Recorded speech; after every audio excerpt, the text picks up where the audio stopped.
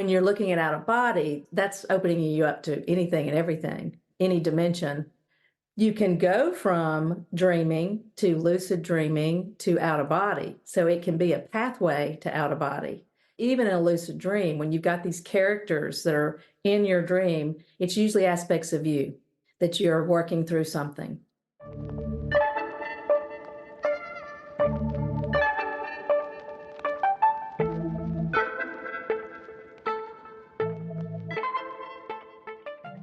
Welcome to the Field Dynamics podcast. We're here to facilitate inspiring dialogues about the nature of consciousness across disciplines, communities, and practitioners, all with a holistic perspective. From energy healing to somatic therapies, from neuroscience to meditation, we believe the most interesting things happen at the boundaries of disciplines. I'm Christabel. And I'm Keith. Thanks for joining us today and enjoy the episode.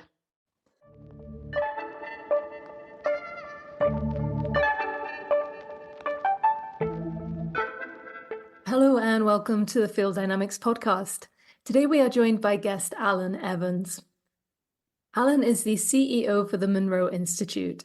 She is also a certified Reiki master teacher and teaches energy medicine with Brian Daly, MD, helping to spread the word about complementary and alternative modalities to a global audience.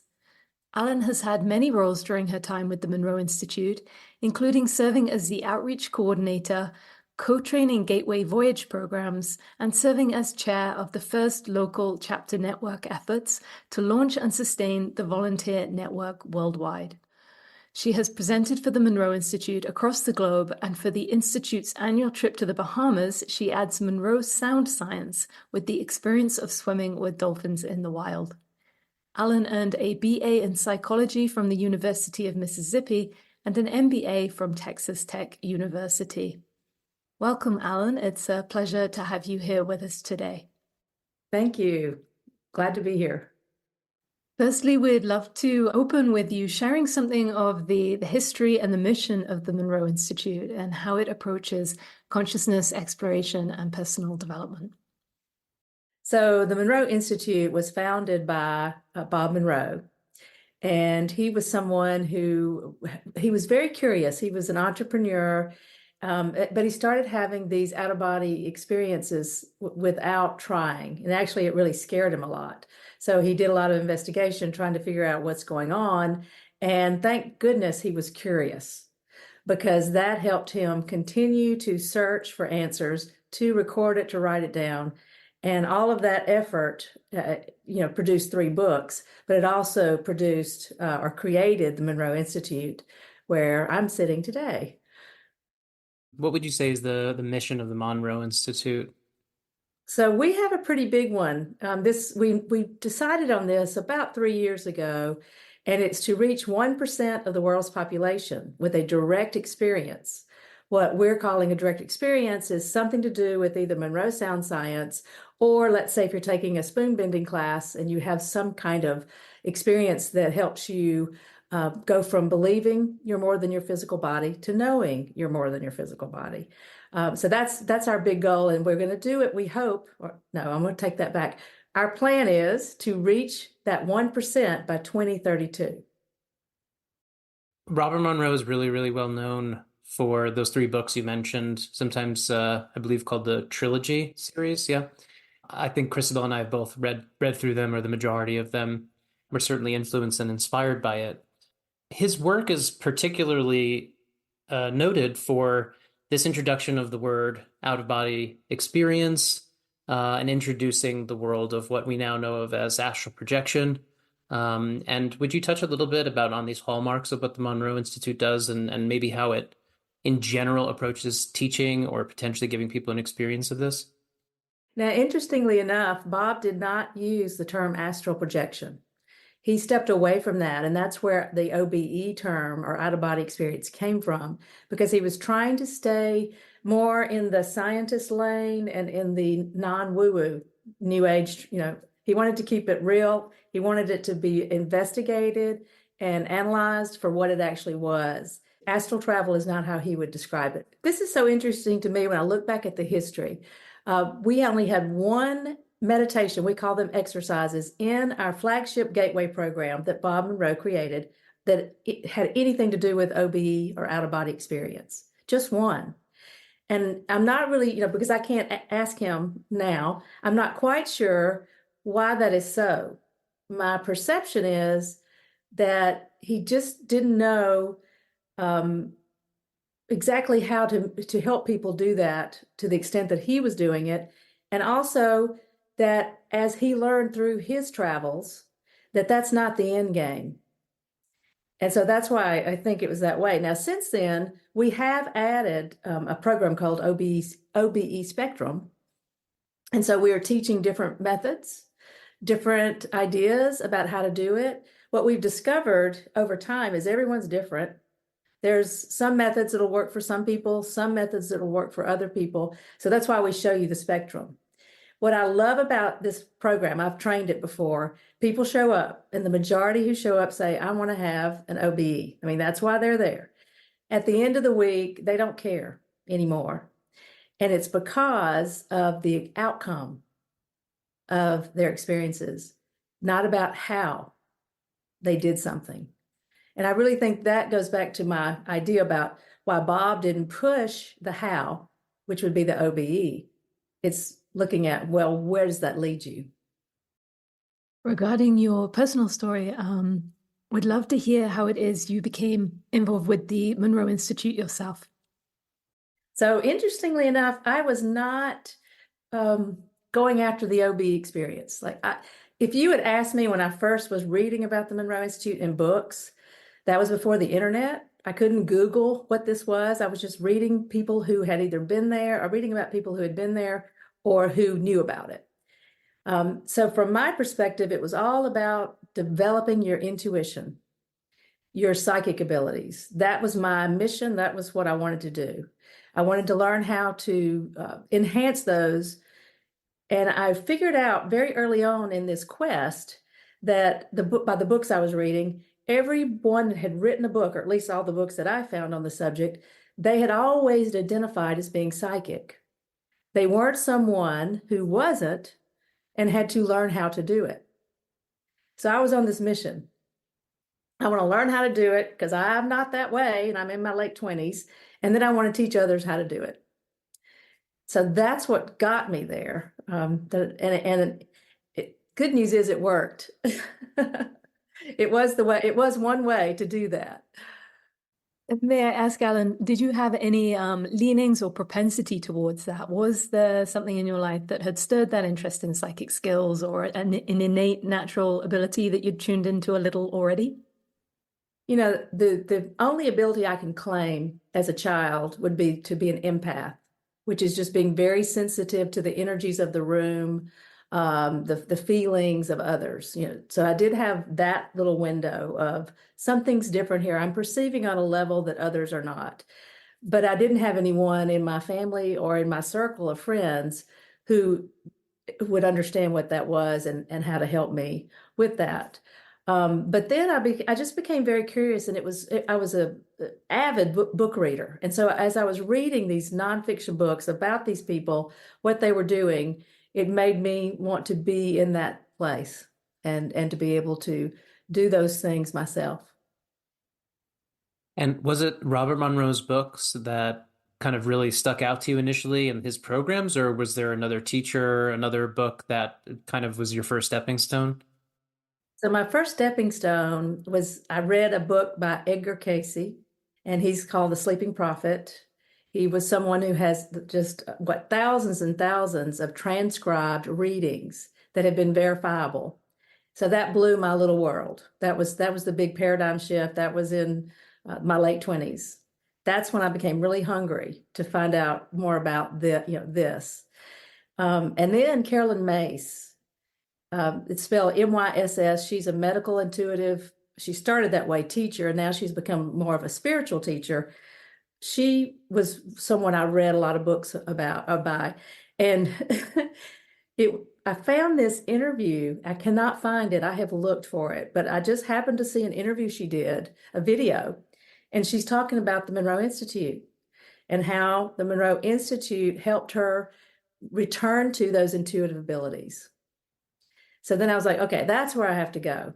But I was very young. I had a young child. I didn't have resources, to arrange everything to come out to the Monroe Institute. Didn't know where it was. Like I said, it was pre-Google.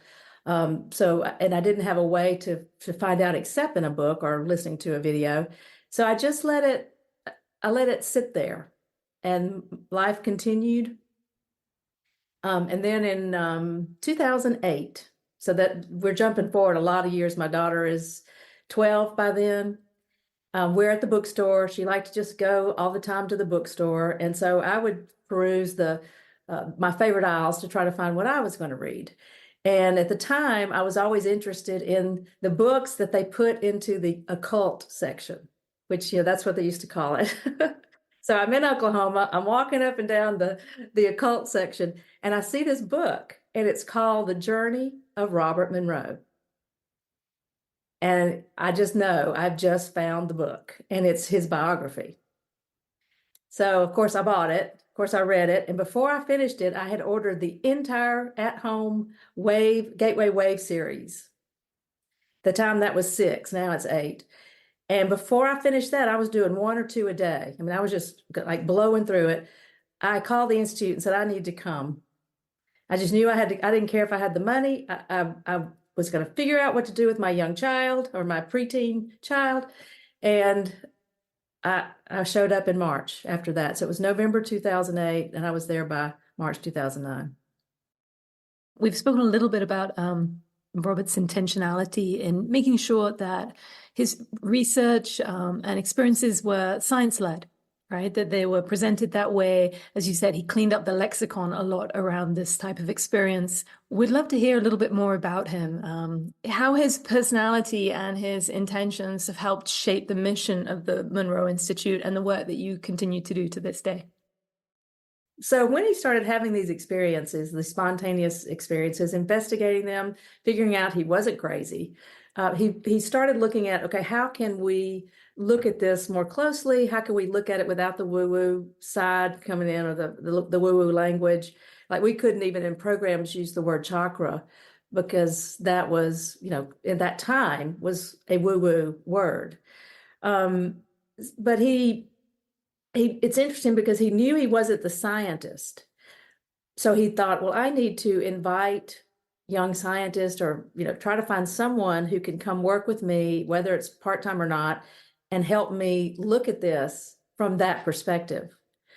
Again, he was a businessman. He wanted it to stay in that lane. He was very careful about the language he used, how he described things. So at one event when he was speaking, he asked for volunteers. And would anyone who had a science background be interested in helping me? And so he had he reports 2 people raised their hands, and one of them was Thomas Campbell, which you may know as the My Big Toe, the theory of everything. And then also Dennis Minorich. And these 2 men joined him part-time. They would come some in the week, and then they'd spend the weekends with him. And they were the ones that discovered or brought to Bob's attention the binaural beat phenomenon. So this was in 1973. Dennis happened to read an article in Scientific America, and he got it. He was like, wow, okay, if we can do this, if we can add this to what we're doing already with the sounds, because they were already having success, this is going to be, really impactful. And it's said that at the time when they put it all together, Robert Monroe said, I've got a tiger by the tail, and I don't know what to do with it. So that's the significance of what they saw. They saw they could now, Dennis and Tom would get in these different, what we call prep booths, isolated, and they're semi-Faraday cages. So, just kind of both isolated, and they would intend to join each other in these exercises. And they would have little planned outings that they were planning to do when they were in these states. And then Bob would have them write it all down or record it. And then they would meet with Bob, be interviewed. And then they would come together, all 3 of them. And they were having shared experiences, like session after session after session. So Bob started working with his explorers, which were a group of volunteers. We have a wonderful archive on our site that that these tapes are there, these transcripts are there, and it's individuals coming in who are also having the sound technology with the binaural beats included and having sessions led by Bob. I was really, really inspired by Robert Monroe's work. I found a real kinship or a parallel with his kind of journey in that I was experiencing strange phenomena that I couldn't describe or understand logically or scientifically, and I was looking for people to provide maps for these things. And the first thing that was most shocking to me were astral projection experiences, out of body experiences, spontaneous things that happened just meditating and then floating up and out of my body and seeing my physical body from a distance spontaneously. And these things shocked me, and they were very much an affirmation that I wasn't just my physical body, which is something I wasn't really asking so much at the time, but nonetheless was shown. And I really appreciated that Robert Monroe created new terminology for these things because he didn't want to get stuck in how things in the past were described, but rather to clean things up and be neutral for the future. Christabel and I have both experienced some of the Gateway program, and these are the kind of, I believe, the more or less the entry level or the primary induction and process of training or teaching people to access this state of consciousness or aspect of themselves. Could you describe a little bit what the Gateway program is and how a person kind of engages with the audio recordings and how these things, as you're saying, binaural beats or hemisync, how this is integrated into that? I want to say first, though, the beauty of what Bob left us is that we are an organization without dogma. So people can come to us no matter their belief system. And really, the only dogma we claim to have is that you believe you're more than your physical body. But if you don't, it's okay. You can still come anyway. But the Gateway program is looking at what Bob put together as a map of consciousness so that we can know how to visit these different areas or spaces, basically have a map. And that once we experience the different levels, and I'll talk about that in a minute, then we are able to return to those levels. If we've never been to those levels, we haven't labeled them. Maybe we've been to them, but we haven't labeled them. We haven't connected the dots. Then we can't go back there. Bob wanted us to be able to go and access all of these states of awareness without the sound technology support. Now, many of us just love it so much we do that anyway, but that's the idea. So it's let's build these new neural pathways to get you to these spaces. So he broke it down into what he called focus levels. He numbered them, but there's not one better than the other. You have a tendency to go, well, if it's focus 10, then focus 12 must be much better. Focus 27, wow, that's way up there. It doesn't work that way. It's more about the focus. So what's focus 10? Focus 10 is mind awake, body asleep. And that's something you would learn in a Gateway program, whether it's your own self-development process or you're at a program we host and have a trainer. Focus 10 is a foundational place to learn how to be in. And just think about it. What happens? Most people tell us they don't remember they have out of bodies. They don't remember their lucid dreams. Many don't even remember their dreams. There's others who don't, when they're meditating, again, what we call being in an exercise, they don't recall. It's just, there's no memory of the experience. Focus 10 is the training tool for you to be able to be in all of those states and remember to be conscious. And that's really, to me, the biggest step to take, because that's how you step into those realms and, again, remain conscious as you do so. So that we teach Focus 12 is more about the total self. We have a focus level, no time, which doesn't mean there's no time. It's more about, it could be something you experience that seems like a week and it's 40 minutes, or vice versa.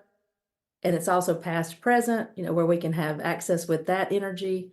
So we just have we have a purpose for each area focus level. I'd love to hear more about who it is that's coming to join you at the Institute or to participate in the online trainings, right? Are these sort of people that Is this a broad reach of people? Is this a specific type of person with particular interests? And what are the benefits as you describe them for how people can take this knowledge, this understanding, this crucially, as you say, this direct experience, right? And have that be beneficial to them in their everyday life? To answer the first part of your question, it's all walks of life. We have a wide, diverse group of people who have this shared curiosity, shared interest. People have different motives for coming. They might have a specific thing like I did. I wanted to be more intuitive to do, or they want to have an out of body, or they want to learn how to remote view. But it's a curiosity typically. And some of us are more attuned to the idea of self-evolution than others. But again, our doors are open to anyone who has the desire to come, especially if you come on campus or do one of our virtual programs, which is in real time. It is intensive. You are really in that space, which can actually be a huge potential growth experience for the individual because it is an intensive, but it doesn't have to be. You can be doing the at-home things as well. A story that comes to mind as you ask that question, I just recently trained a group 2 weekends ago, and a lady, she showed up and she said, she was introducing herself, and it was just part of the introduction. She ended with, "I'm so angry at my mother." That was how she ended her introduction. And then she said, "And I expect a miracle." I was like, "Oh, okay." That could be, we'll do our best. So it was amazing what happened for this individual. She was able to, during one of the meditations, experience her mother as a young adult so that she could gain wisdom about why her mother is who she is today. Her pains, her frustrations, her disappointments, and they were huge disappointments. I mean, she shared this with us that led this individual, her mother, to be a really negative and sad individual. She also was able to go back to her grandmother in another meditation after this and see how the grandmother had influenced the mother. So she walked away with a completely different understanding about this and acceptance that, she still will have this relationship that's troublesome, but it's from a different place, a different space. So it's interesting you bring this up because my next question was about what's the connection between dreaming and the out-of-body experience, but you're also bringing up ancestry. So the OBE, which the language we use at Field Dynamics generally tends to be exploring the astral plane, let's say that a lot of this is happening on that plane of reality, that level of consciousness through that particular subtle body. But it's a confounding place in that there's a lot going on there. There's a lot of levels and ways of exploring the information, of navigating it. So could you touch on how does it connect to dreaming? And then how does it connect to ancestry? Dreaming is about the self. This is my perception. It's more of working through our own personalities, and by personalities, I mean our different aspects of ourselves. It's more the containment of the total self. So when you're looking at out of body, that's opening you up to anything and everything in any dimension, at least from my perspective again. You can go from dreaming to lucid dreaming to out of body. So it can be a pathway to out of body. Even lucid dreams, and I co-train with Luigi Scambriella, who is a lucid dreamer expert, and he describes it as, even in a lucid dream, when you've got these characters that are in your dream, it's usually aspects of you that you're working through something.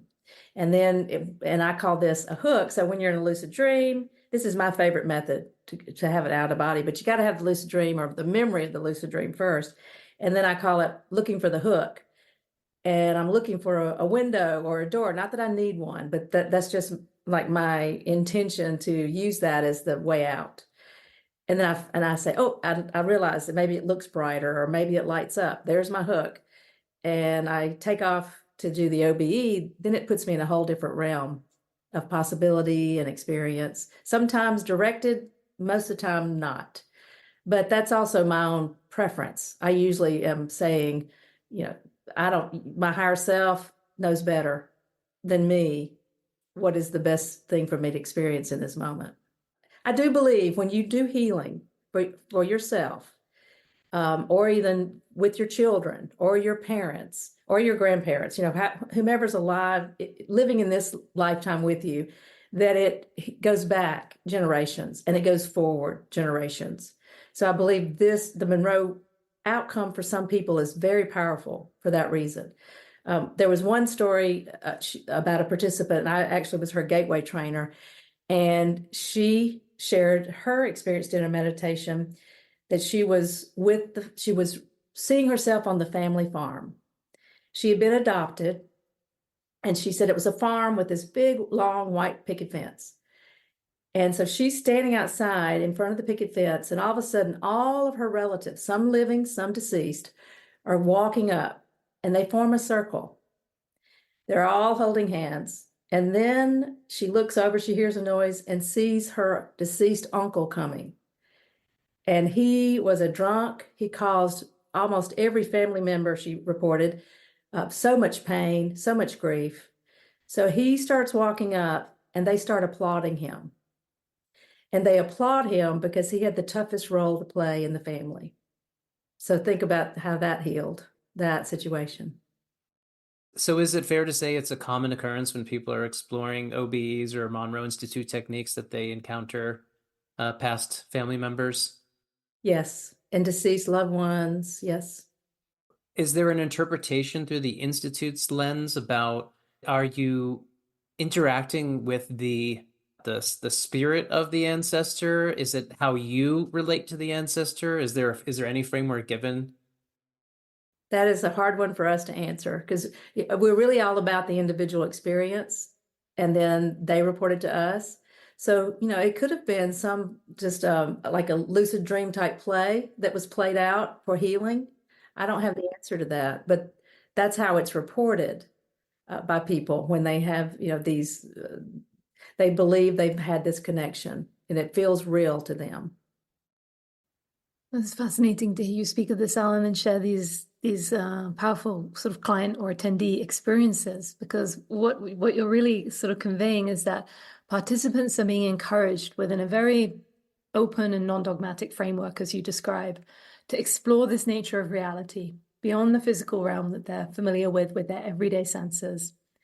They're considering interconnectedness, life after death, ancestral healing, ancestral roles, and then the very nature of consciousness itself, fundamentally. So it sounds as if what the work of the Monroe Institute, without getting into labels, which I actually really appreciate, is it's really helping to facilitate healing and awakening process. Now, some individuals show up out of curiosity, and then they have these paradigm shifts or things that happen that transform them. Some show up because they're looking for that. So it's very, that's been interesting to watch. But what I do love is witnessing the paradigm shifts in a week. Even we offer spoon bending course that's 5 hours long, and people are signing up for that particular program because they're intrigued by, I call it the bells and whistles.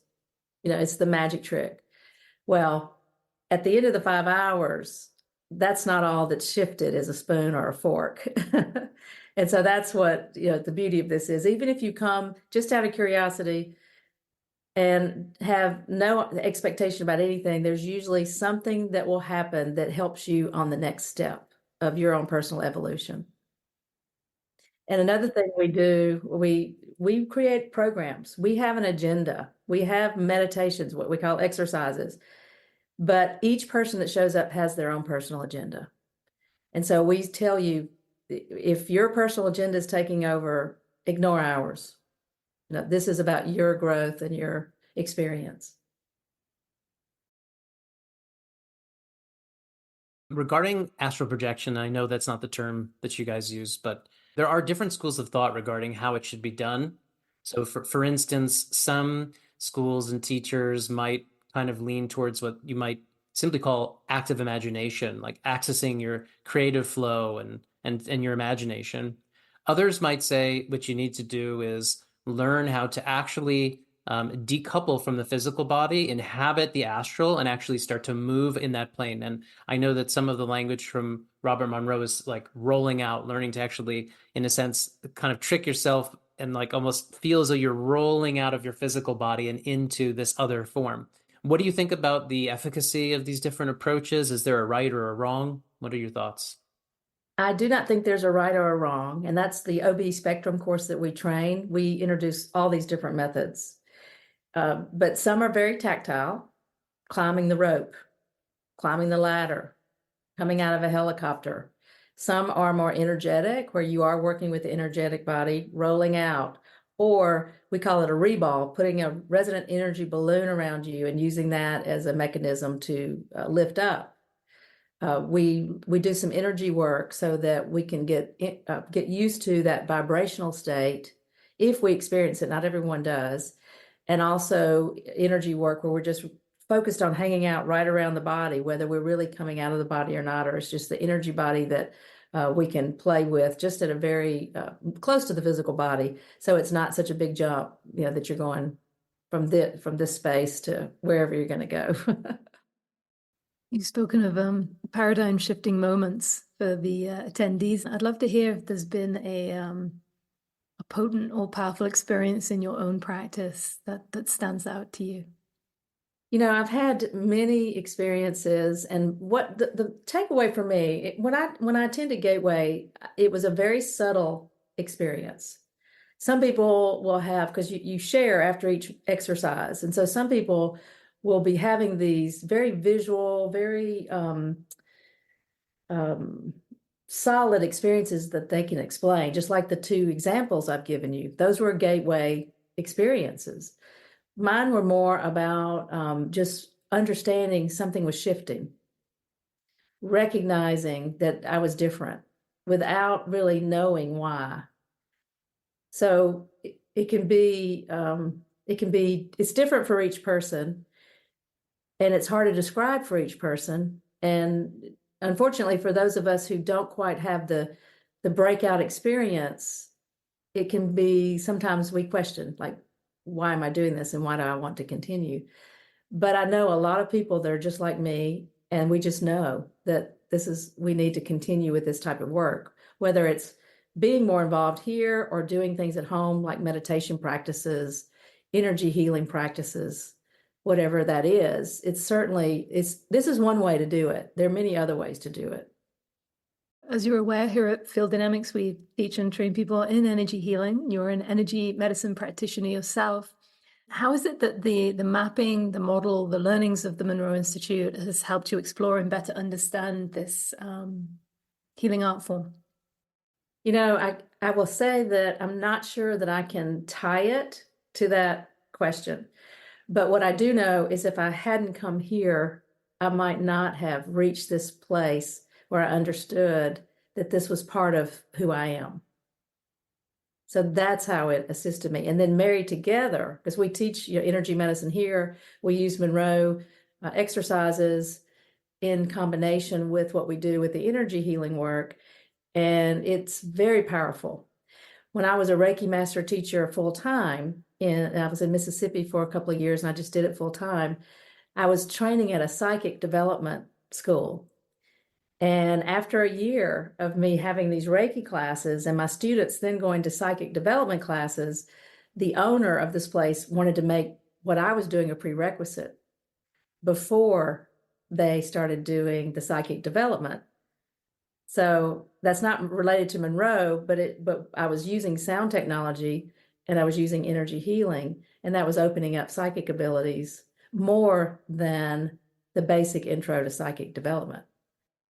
We very much intertwine or see that when people get involved in energy healing work, like running energy on their system, that if that in and of itself, while it has the effect and purpose of doing healing work, it concurrently develops a person psychically, because they're sensing, if they're trained well, or I mean, even by happenstance, but particularly if they're trained well, that they're being put into contact with learning to sense subtle energy, subtle flows, the vibrational aspects of things like you're saying.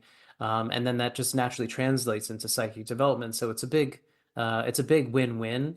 And interestingly, there's like a connection point or an umbrella for all of these things we're talking about when it comes to the aura or subtle energy, etc. Is there talk about, I don't remember ever seeing anything about talking about the energy field in general through the lens of the Monroe Institute. Is there any kind of mapping there? Bob Monroe did work with, he called it the subtle energy field. And so there are some discussions about it. There's some literature in our programs about it. It wasn't a huge focus, but it was something that he was aware of, which of course, when I said we used the reball, the resonant energy balloon, that was the way he took it. Once he incorporated it into what he was doing, that was his contribution. What's your personal sensing experience, Allyn, at this stage of your development? How is it that when you're working with someone or reading a field, as we would say, that you're connecting to energetic blocks or shifts or changes in the biofield around the human body? So that's been an interesting progression, because when I first started in my home without any teachers, I decided after I was reading these books that dream analysis was a good way to go, and then meditating. So it first started with just getting a symbol. So like, I'll just say a rose. And so then it was up to me to figure it out. And that's why I brought in dream analysis, because I figured if I could learn how to interpret dreams with shared symbols, meaning shared symbols that my higher self or guides would understand that how I would interpret them, that I could make progress, which I believe is what happened. Then it started becoming words. Then it started becoming sentences. And then as I got into the work of Monroe and then later into energy healing, it progressed to clairaudience. So that's the way I perceive primarily, is through hearing. And it definitely grew. Like when I was in those 2 years in Mississippi as a Reiki master teacher, I went from needing to be lying down meditating to get information that way to standing up and my eyes could be open. So it can be a progression. And it's certainly, if you have whatever you want to do, is it out of body? Is it remote viewing? Is it to be more intuitive? You can all do it. It's just, where's your focus? I joke about remote viewing because I'm not really that interested. I did it once. I got a first place, which means I nailed it. And I have said, I dropped the mic, not doing it again, because I just don't have that interest in putting the time in to help that happen. Now, psychic abilities, I do. I want to put my attention there. What is it that drives that interest, Allyn? I don't know for sure. I know when I first started, I was just wanting to cut out what I perceived as the middleman, and I wanted to have direct access to that total self, who I believed, is looking at things from the crow's nest. And I'm down driving the boat, and I just wanted to have a more direct communication, and I also just like to help people live better lives. And I felt like that was, if I could share that with others, that would help in that way. So I guess that was the driver.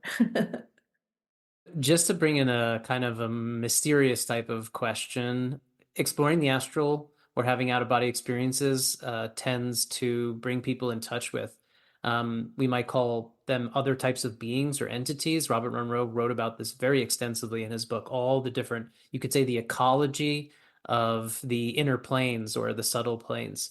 What's been your experience of interacting with other forms of consciousness? What do you make of it? What do you do when you meet other beings?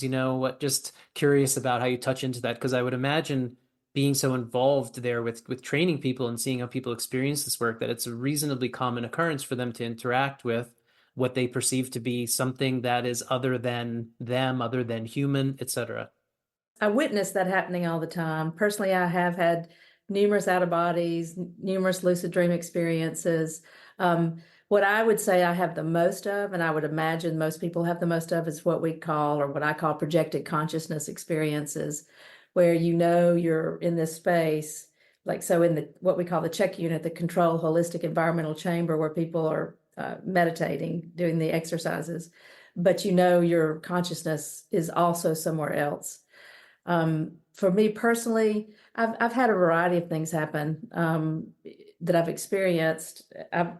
I would say primarily it would be more around that communication with the total self, where it's really helping me stay on track and served as guidance. I've had a few meditations while I was here that I didn't figure out till later what they meant, but I feel like now, after being where I am, it was about where I would end up.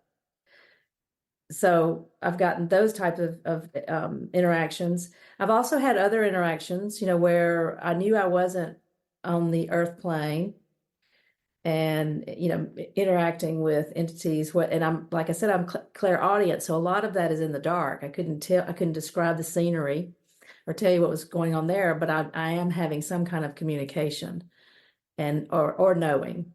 So I definitely believe people have these experiences. I don't know what they are, because again, it's interpreted by the individual who then shares it. Who are they talking to? Is it the total self acting like an alien?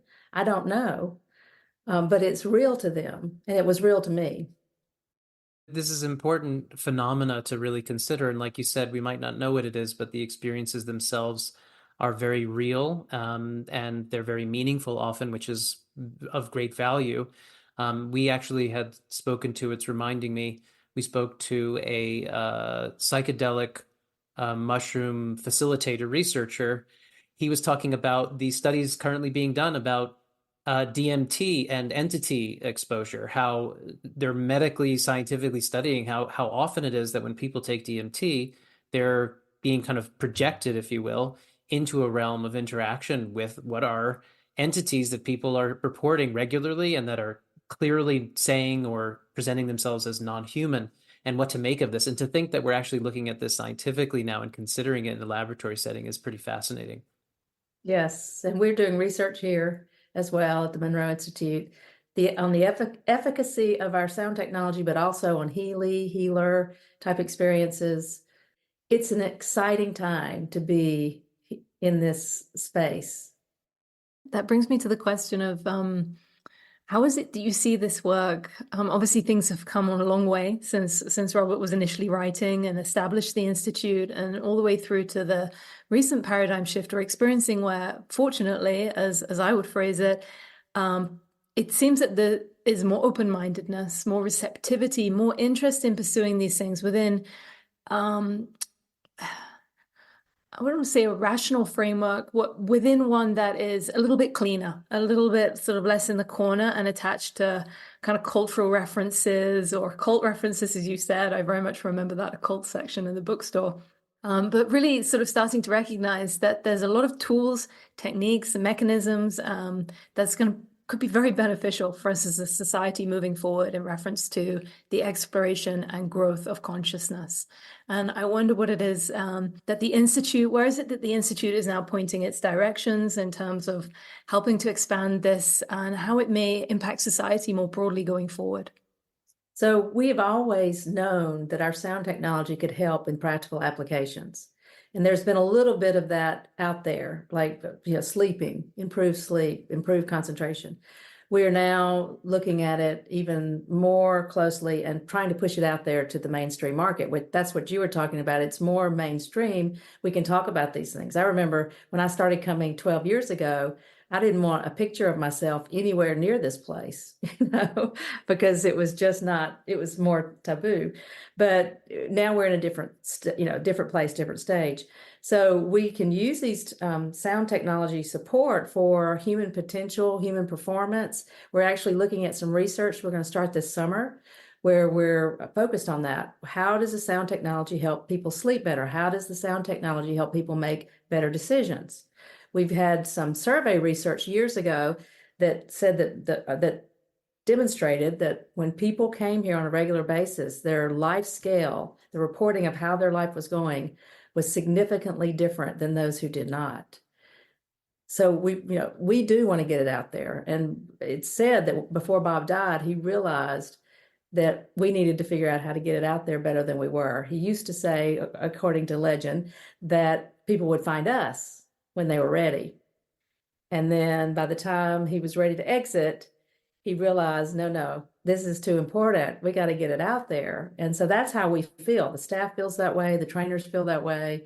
There's just so much value to this tool. and it's inexpensive. It's not addictive.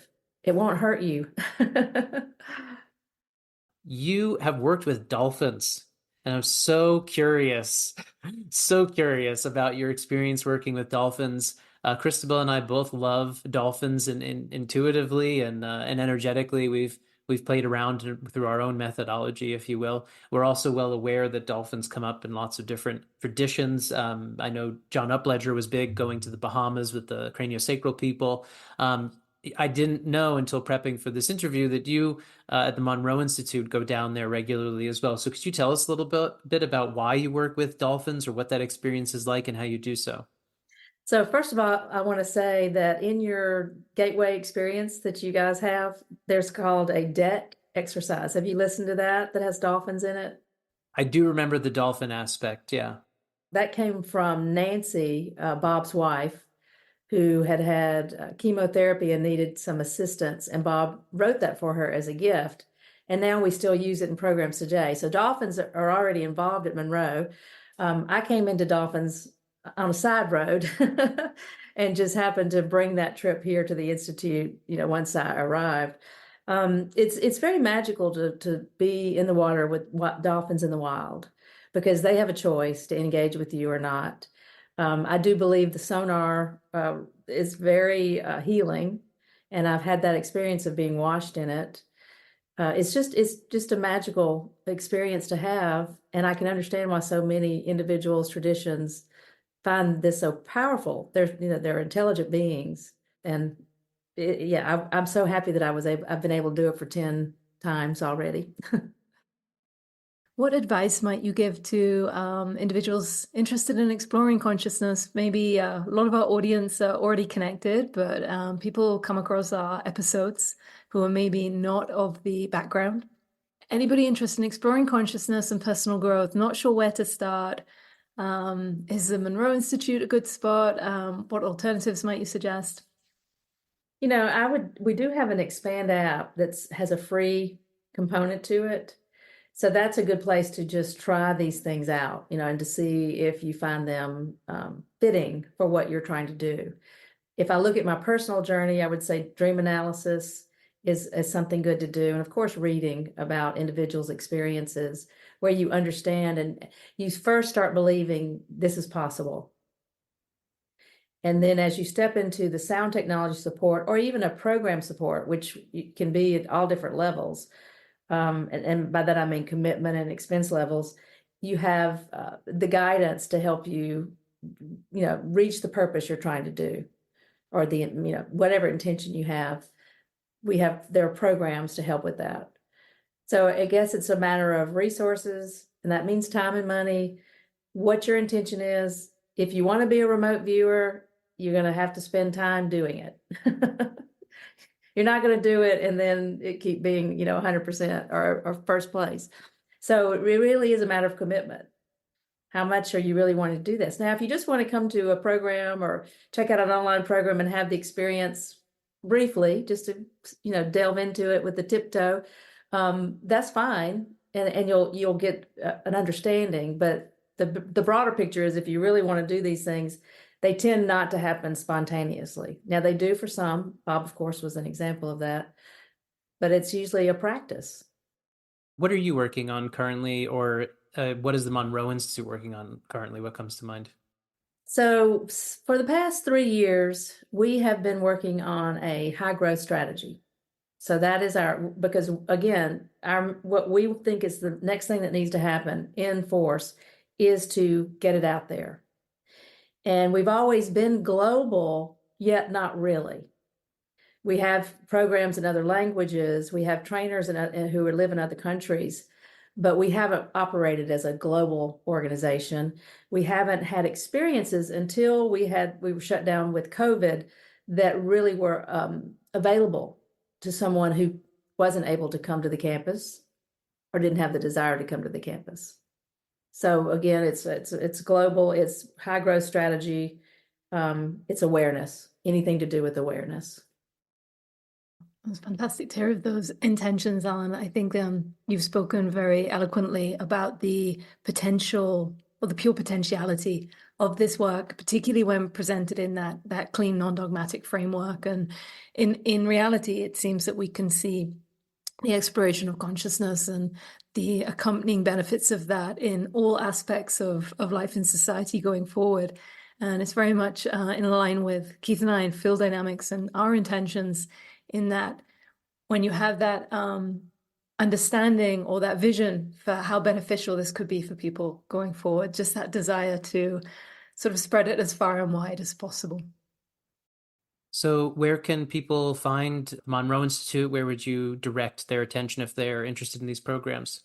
So I would say the website itself, monroeinstitute.org, is a good place to delve into the archives if you're interested in the history of the organization, the explorer tapes and transcripts that describe these interesting and sometimes boring journeys that individuals took in the early days.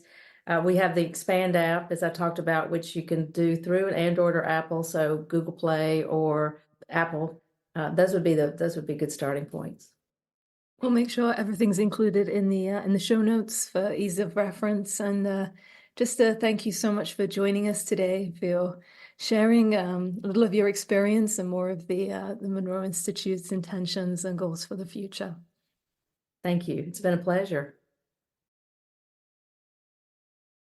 Thanks for listening to the episode. What really supports the podcast is providing a rating and review of the show on your preferred listening platform. This helps us get the message out to a wider audience. If the topics we discussed today appeal to you, do take a moment to subscribe. Lastly, we invite you to check out our website, fielddynamicshealing.com, to learn about our training programs, private session work, and to see how we're setting the standard in contemporary energy healing. Many thanks, and see you next time.